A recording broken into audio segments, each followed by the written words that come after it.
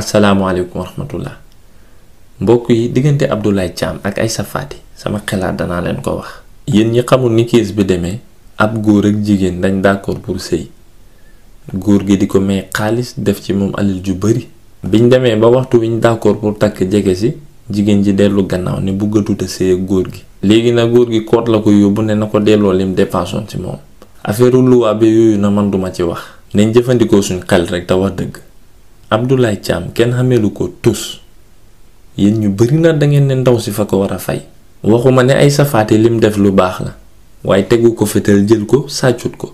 bu fekkee ne fa ko nax tamit góor gi moo xam alal ju bari ju mu yàq wala mu ñàkk bopp kenn forcé wu ko ci dara moom moo gis gune gu tooy wu fees bëtam jël alalam di ci invest fa xuulu poosam bi mu ciy dugg leer na ko ne gune gi du koy nekk ak ay miskin te léegi taat fa cher caga yi sax boo xamul 1005 doo kii xam nga bëggul leen lu baax yaa ko gis mu saf la ngeen ànd def ba ca kaw nga ñëw di ñu rey ak delloo ma suma alal. ndongo yu tekki yu bari taat yu cher a leen neex nga leen ni laaj ñu lay defal di wane seen doole.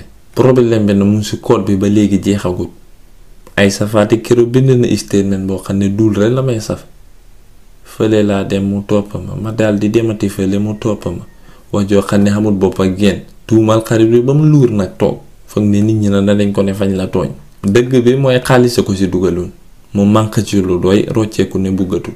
ñoom ñaar yi paxem yërëmuma ci kenn surtout Abdoulaye Thiam moom. bu fekkoon ne balaa dara danga ko ne alal ji may waaj a def ci yow sëy biñ d'accord moo tax ma koy def. bés boo ci delloo gannaaw danga ma delloo li ma dépasse. bu doon noonu la leere ba ci gune gu jigéen gi d'accord kon war na koo delloo alalam. yéen ndongo yi da ngeen fiix bu ngeen yoree alal taat rek ngeen di gis xamee sab caga di ci noos ba am la neex mu jekku xaye la taatam nga ñëw di ñu tànqal.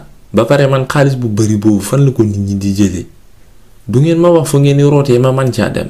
21 million 9 million 36 million yu dul jeex man boo ma compiloon tuuti rek mën naa fee bañ a toog di wax sax. képp ku yor teraanga nag xamal ne borom bi fa la ko dénk te dana la laaj dërëm bu ne foo ko jëlee foo ko dugal. yal na yàlla oyofal suñu làmmiñ bu boobaa.